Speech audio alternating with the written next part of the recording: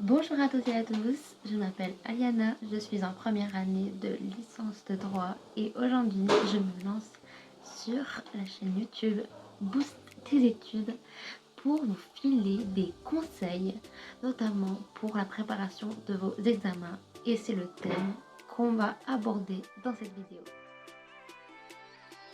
Tout d'abord, le premier conseil que je pourrais vous donner, c'est d'avoir un environnement sain. Un environnement sain, ça s'appelle un environnement sans bruit, un environnement où on peut travailler tranquillement, sereinement, où on peut facilement se concentrer sur ce qu'on a à faire, parce que sinon on peut très bien être perturbé par d'autres bruits parasites, ce qui peut nous perturber notre concentration, et c'est pourquoi je ne conseille pas de réviser dans un environnement avec du bruit, que ce soit par exemple dans une fac avec des gens autour, des gens qui peuvent parler, des gens... voilà. Moi, je vous conseille plutôt les bibliothèques universitaires si vous êtes en université, les CDI si vous êtes au collège ou au lycée, c'est le même principe. Normalement, là-bas, il y a zéro bruit et on peut facilement se concentrer sur les choses qu'on peut faire. Après, vous pouvez très bien travailler chez vous, dans votre chambre, dans votre bureau, du moment qu'il n'y ait pas beaucoup de bruit, où on peut fermer facilement la porte, mettre par exemple son casque pour être dans son cocon, etc. pour pouvoir bien réviser, parce que sinon, voilà, comme je l'ai dit là juste avant, ça peut vite nous perturber, on peut vite être déconcentré, et du coup c'est ça qui est important à travers l'environnement sain. Le deuxième conseil que je pourrais vous donner, c'est d'avoir un planning de travail. Avoir un planning de travail, c'est essentiel pour s'organiser, notamment pour chaque matière à réviser qu'on a à longueur de l'année. Ça nous permet d'avoir des horaires fixes qu'on peut se fixer sur notre journée pour pouvoir réviser chaque matière à son rythme. Le troisième conseil que je pourrais vous donner, c'est par exemple d'organiser des sessions d'études avec vos collègues et ou avec vos amis dans le but de vous motiver déjà l'un l'autre ou les uns les autres, ça dépend combien vous êtes dans vos groupes d'études. Personnellement, je vais vous parler de mon cas. J'ai voulu organiser cette année des sessions d'études pour réviser avec mes amis, qui sont aussi mes collègues au passage, mais là je préfère les appeler mes amis. Si mes amis regardent cette vidéo, ils vont certainement se reconnaître. Moi en tout cas, on était 3 au début dans mon groupe d'études. Et bon, au fur et à mesure du temps, on n'était plus que 2, mais pour des raisons personnelles, je ne vais pas les dévoiler dans cette vidéo. Mon ami a dû nous abandonner un petit peu, mais il était là à distance, par téléphone et sur ordi, pour nous aider quand même à afficher nos cours et nous aider du coup grâce aux sessions d'études. Et du coup, je réservais des salles au sein de mon université avec une de mes amies du coup pour aller réviser directement à la bibliothèque universitaire. On a fiché nos cours ensemble, on s'est motivé ensemble.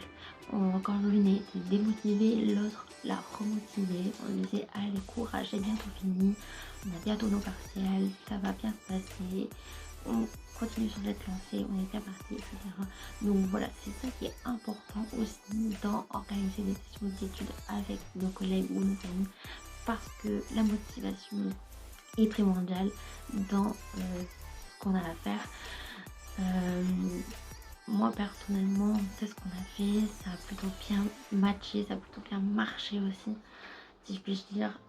Et bah, j'espère que ça va finir par payer. Et en tout cas, s'organiser ça a été quand même un petit boost, dans le sens où un boost de motivation, un boost de révision aussi, parce que ça nous a forcé à relire nos cours, ce qu'on ne fait pas vraiment dans les cours magistraux qu'on peut avoir.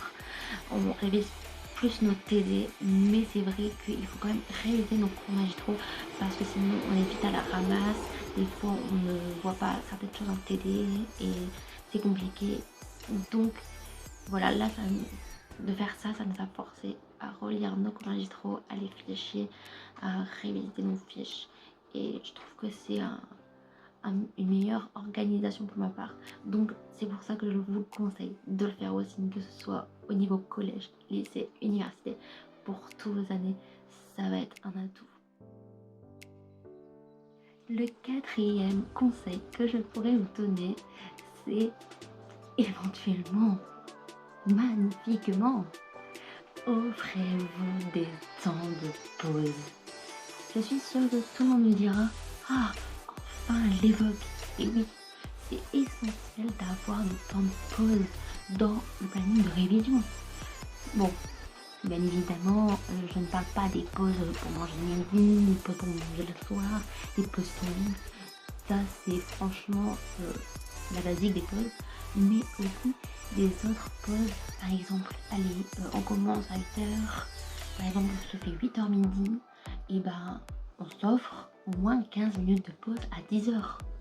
Oui, pour les faire pipi, oui, pour les boire un café, mais voilà, il faut quand même que vous ayez une vie sociale. Vous pouvez aussi aller sur vos réseaux sociaux si vous le souhaitez, mais je ne vous le conseille pas parce que moi, c'était testé et désapprouvé complètement parce que moi, j'ai essayé d'aller sur les réseaux et je ne me suis pas décroché de mon téléphone pour reprendre à 10h15.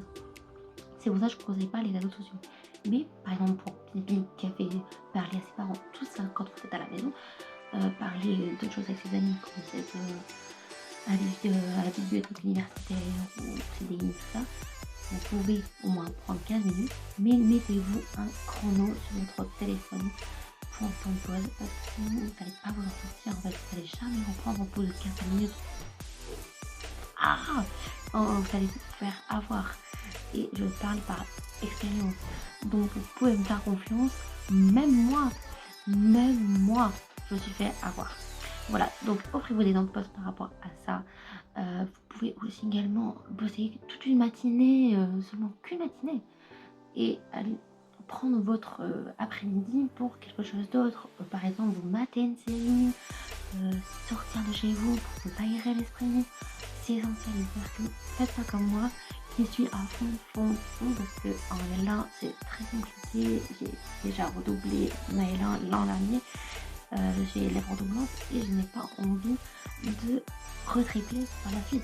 J'ai envie d'avoir mon année, alors moi je fonce dans mes cours, dans mes réunions et j'oublie de faire mes pauses. Ce qui fait que par moment, c'est pas très compatible et j'ai mal à la tête et j'ai du mal à dormir, j'ai du mal à faire autre chose parce que je vis que mes études. Voilà, donc faites pas comme moi, mais offrez-vous quand même quelques temps de pause. Quand je dis quelques, c'est pas tout le temps. Par exemple, prenez votre dimanche si vous souhaitez, mais bossez tous les autres jours de la semaine. Allez, 6 jours sur 7 maximum. Par exemple, si vous faites 8h midi et 14h, 18h comme moi, par exemple, la semaine, vous bossez le samedi aussi, mais beaucoup moins. Par exemple, vous pouvez faire 9h midi et 13h30, 15h à peu près pour le samedi. Un peu moins, mais bosser un petit peu quand même pour garder des notions et des choses en tête, etc. Vous pouvez commencer par vos social moi si vous n'arrivez pas forcément à vous organiser des plannings de travail, vous savez pas comment placer vos pauses, etc. Donc vous pouvez vous inspirer au début, moi après vous faites comme vous voulez. Mais voilà, offrez-vous quand même des temps de pause parce que sinon vous n'allez jamais vous en sortir. Et pour finir, 5e conseil que je peux vous donner, c'est offrez-vous une bonne qualité de sommeil. Dormez suffisamment la nuit, sinon vous n'allez jamais vous en sortir non plus. Moi, qui fais parfois des cauchemars, je dors pas 8 heures de sommeil, j'ai même pas mes 8 heures de sommeil, mais Mais je suis quand même fatiguée le lendemain pour les personnels, je suis quand même fatiguée le lendemain pour dire oh non, flemme, j'ai pas envie de réviser, patati patata. Non, c'est pas ça. Vous couchez pas tard, genre 25 heures comme moi. Non, pas. Tester et désapprouver encore. Non, moi je vous conseille la meilleure heure pour aller se coucher, c'est 22h30 dans son lit. Quitte à relire des cours avant, quitte à lire un bon livre avant, quitte à aller sur mon réseau avant. Voilà, ça, c'est pas grave. Des moments que vous êtes, brossez vos dents dans votre lit pour 22h30. Comme ça, vous éteignez votre téléphone, vous éteignez tout écran, toute prise, etc. Il faut venir à votre sommeil, vous fermez votre lumière et vous essayez de vous détendre. Vous verrez, c'est vraiment un très bon conseil parce que moi, j'ai testé cette méthode-là que mon ami m'avait donnée et au final, j'ai amélioré ma qualité de sommeil et je suis plus opérationnelle le matin sur mon petit cerveau pour réviser et ça c'était vraiment top. Alors moi depuis je fais que ça, 22h30 dans mon lit, hop, je bouquine un peu, je vais sur mes réseaux, patati patata et après hop, coupé, lumière, pouf, tout est coupé. Comme ça, je me détends, je m'endors à la bonne heure et j'ai mes 8 heures de sommeil au final. Et je suis opérationnelle le lendemain, que ce soit pour réviser, que ce soit pour le partiel, etc. de bonne humeur. Bon, en tout cas, j'espère avoir été utile et vous avoir donné de beaux conseils pour vous préparer vos examens, pour éviter de stresser pour le jour J, etc. Moi, en tout cas, je vous l'ai dit, c'est ce que j'ai adopté pour cette année pour mes partiels et même durant le premier semestre et je peux déjà vous annoncer que je suis améliorée sur ma moyenne par rapport à l'an dernier. Donc franchement, si testez, juste testez au moins une fois ces conseils et vous verrez vraiment que ça marche, que ça paye au niveau des résultats scolaires, etc. Je peux rien vous offrir de plus à part que ces conseils là parce que si ça ne marche pas pour vous, je ne comprends pas. N'hésitez pas à me faire des retours aussi dans les commentaires si ça marche pour vous, si ça ne marche pas et pourquoi. Mais pourquoi surtout si ça ne marche pas, parce que je ne vais pas comprendre. Voilà, et après je peux aussi vous adapter des conseils pour vous individuellement si jamais ça ne marcherait pas, mes conseils, mes méthodes. Donc voilà, n'hésitez pas à me faire le retour, n'hésitez pas à liker et à partager cette vidéo à vos amis surtout parce que c'est que vos amis auraient besoin aussi de ces conseils. Donc c'est pour ça que je lis cette vidéo à l'origine. Donc j'espère que ça vous aura plu, ça vous aura aidé et sur ce je vous dis à bientôt pour d'autres vidéos.